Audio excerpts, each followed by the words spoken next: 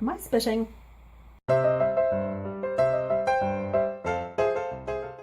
Kia ora. Ah, no, not that. Is that the camera? Am I looking at the camera now? Kia ora. Today I wanted to tell you about some sad news that we got here in New Zealand that pretty much made our country a little bit sad. But before I talk about that, I have to just point something out that I've just discovered today when I was going through some of my old YouTube videos. Like old, I've been YouTubing for 9 months, and I noticed that there were a few videos that were kind of flagged by YouTube as not suitable for being advertiser friendly, and I'm thinking, oh my goodness, what's wrong with them? Do they contain innuendo? I found a common thread running through these videos, and it was to do with how can I put this? You see, if I say the word, or if I put the word in the description or the associated words, okay, it was because my videos contained the word that describes the expiration of a human being's life, starting with D. There were other words associated with the expiration of human life. You see, my daughter works in an area that is specifically designed for remembrance and the containment of the leftovers, if you like, the remains of the expiration of human life. Am I spitting? I'm wearing my denture and I'm not very clever with dentures. I only wear them to show off and look sophisticated. Sorry. So anyway, words associated with the expiration of human life and the remembrance and containment of the remains of the expiration of human life are not socially acceptable as far as YouTube is concerned. So I'm going to try my very best and avoid certain words. But let me just say, this is my opinion, it's silly. I have seen video titles containing sexual innuendo. I'm not a prude, but yes, I am. I am a prude. I have seen videos containing quite a lot of naughty words. There are 1 or 2 potty mouths out there. It puzzles me that such things are considered advertiser friendly, and yet something that is the natural function of the human life cycle, such as the expiration of human life, is not considered advertiser friendly, family friendly, whatever friendly. It's just not friendly. Anyway, the sad news. Ray Columbus died. Ray Columbus shuffled off his mortal coil yesterday. He was in his 70s. I think he was about 74. Ray Columbus was, oh, it's so hard to think of him as was, pretty much a New Zealand icon in the New Zealand music industry.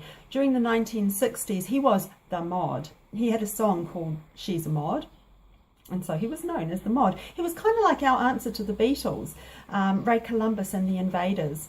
And yeah, they did some really cool songs. She's a Mod was one of their most well-known ones.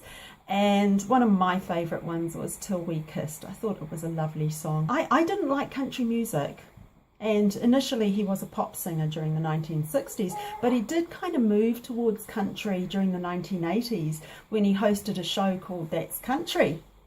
And it almost made me enjoy country music in the closet. I'm a closet country music enjoyer. We all loved Ray. New Zealand is going to miss you, Ray. You know, 2016, has been a little bit mean in just taking parts of my childhood and my youth by taking some of these people that we grew up with and loved and expiring their human life. I just thought I'd go through a list of some of my favourites. David Bowie. Now, I have a story to tell about David Bowie, so I'm going to save that for a separate video, and I think you'll enjoy it. I think you'll be very frustrated by it. I am kicking myself for it, but I will relate that experience in another video. Stand by. I liked his eyes. It still seems rather weird to me that he's expired. Abe Vigoda. Now, he was 94 years old, so it was time, Abe, but I grew up with Barney Miller and Fish. Good guy. He was kind of like that grandfatherly sort of person. I remember that ad he was in with Betty White. It was a Snickers ad. That was kind of cool. Tony Warren. He was the creator of the longest running drama, television drama in all history, and that is Coronation Street. That is probably my favourite TV show because that started in 1960. I was born in a little time after. I remember as a young child, wah, wah, wah, wah, wah, wah. The thing I have loved about Corrie, that even when it's badly written, which isn't often, but occasionally the writers get a little bit sloppy, that whatever is going on in the world, no matter what disasters are going on around you, Corrie's there. You can rely on Corrie. John English. Oh, I remember seeing him in that television miniseries Against the Wind. Oh, he always looked like he had black eyes. He was a singer and an actor. Australian, but I loved him anyway. Prince. Enough said.